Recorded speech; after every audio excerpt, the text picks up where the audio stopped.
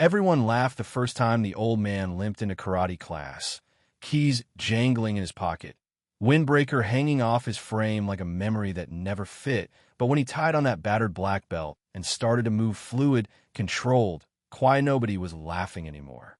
The door had barely finished creaking behind him before the room's energy changed, you know?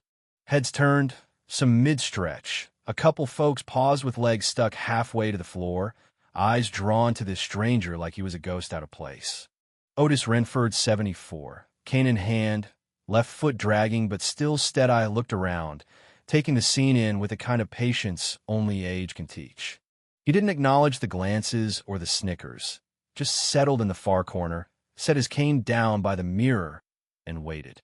Trayvon, 19 and loud, called out just loud enough. "He here for Tai Chi or what?" A ripple of laughter rolled through the class. Not everyone joined in, but no one said a word against it. Not even Jake, the instructor. Jake just offered Otis a nod, like, let's see what happens. As the group warmed up, Otis kicked off his sneakers, shrugged out his windbreaker, and revealed a plain old t-shirt tucked neatly into faded black training pants. Bone sharp beneath the fabric, skin thin and pale, he looked breakable, honestly. Most ignored him, except for Bryn, 16, new, curious, and the only one watching him with real attention. Jake led them through drills, horse stances, locking knees, finding center. Otis followed, a little stiff, a little slow, more like he was remembering something his body used to know. Trayvon kept sneaking looks, sometimes laughing, until Otis quietly reached into his bag and pulled out a black belt so faded at the ends it looked like a piece of someone else's past. He tied it on with deliberate, practiced fingers, and you could just feel the tension shift like the air itself thickened. "Wait, is he for real?" someone whispered. "Probably bought it off eBay," someone else said, but then Otis stepped forward, rolled his shoulder, and let out a kick, not flashy, not wild, but perfectly clean, balanced, heels stopping just shy of the target. The room stilled. Even Jake was caught off guard. Otis didn't gloat. He didn't even look at anyone. He just stepped back in line, eyes straight ahead, hands clasped behind his back. Bryn leaned over to another girl. "That was real, right?" The answer came in a nod. Suddenly, the joke stopped. Nobody was ready to admit respect yet, but no one was making fun anymore, either. The drills continued. Pairs formed. Otis practiced alone, quiet, focused, moving with the kind of economy that said he'd done this thousands of times. Devin nudged Trayvon. "That wasn't YouTube stuff, man." Trayvon, covering his own discomfort, just said, "Old guys got tricks. Won't last long." Meanwhile, Bryn was struggling with her form, slipping on the mat, frustration written all over her face. Otis noticed. He walked over, crouched slow beside her. Small act, but it meant something. "Your back heel," he said, soft. "Keep it down, let your hips drive you." She tried again, better this time. "That right?" she asked. Otis nodded, and for a second, you could see her grow a little taller. Of course, Trayvon couldn't leave it alone. "Hey, old man, you ever teach? Or just wear the belt?" Otis just met his gaze, calm. "I've taught," he said, "long time ago." Trayvon scoffed. "Wear a retirement home?" Bryn finally snapped. "Why are you even bothering him?" But Otis just raised his hand, let it go. Instead, he looked Trayvon in the eye and motioned to the center of the mat. "You want to test something? We do it safe. We do it right." Jake tried to de-escalate, but Otis insisted, just movement, no contact. The spar began. Trayvon came in cocky, showboating. Otis barely moved at first, then sidestepped a wild kick, deflected a barrage of punches, his movement small, precise, barely breaking a sweat. Trayvon, winded, stepped back, embarrassed. Otis bowed, collected his things, sat in the back. No victory lap, just a lesson taught without words. The rest of the class went quiet, like they were all chewing on something new. When class ended, Otis lingered, sipping water, towel draped around his neck. Bryn approached. "That was wild. How long you been doing this?" Otis took a slow breath. "Since I was 19. Taught most of my life. Stopped about 20 years ago." "Why?" she asked. He tapped his knee, thinking. Things change. Life gets in the way. Some things you let go, even when they still pull at you. She asked about the military, nodded. "Stationed in Okinawa. Learned from the best." "Did Trayvon make you mad?" Bryn asked. No. Otis said. He needed something to prove. Not about me. She smiled. Are you coming back? Otis considered. Why do you care? She shrugged. I think people could actually learn from you. Otis just smiled.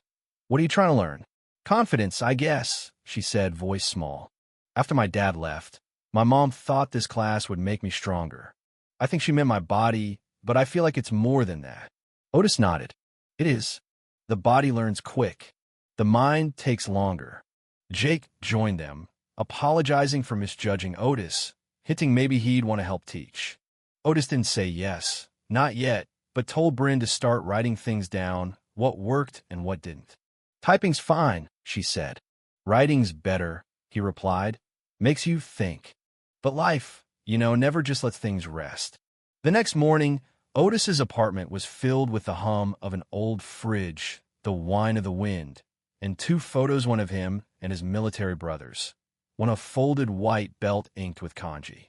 By mid-morning, he was in the park, stretching, when Bryn showed up. I told my mom about you, she said. You made our whole class freeze just by standing still.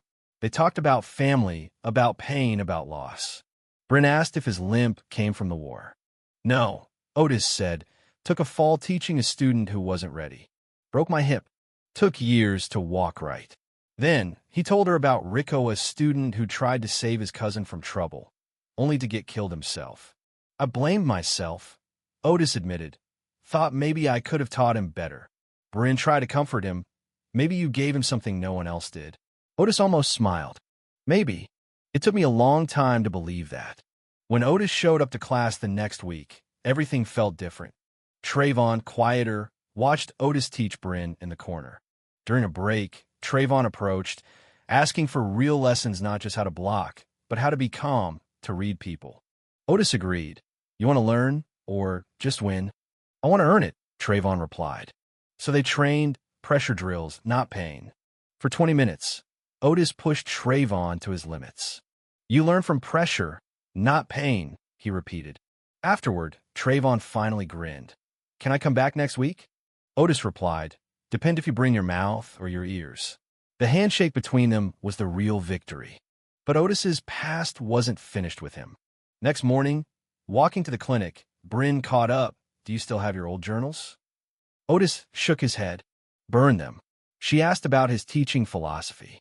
Most things worth knowing don't shall they whisper, Otis said.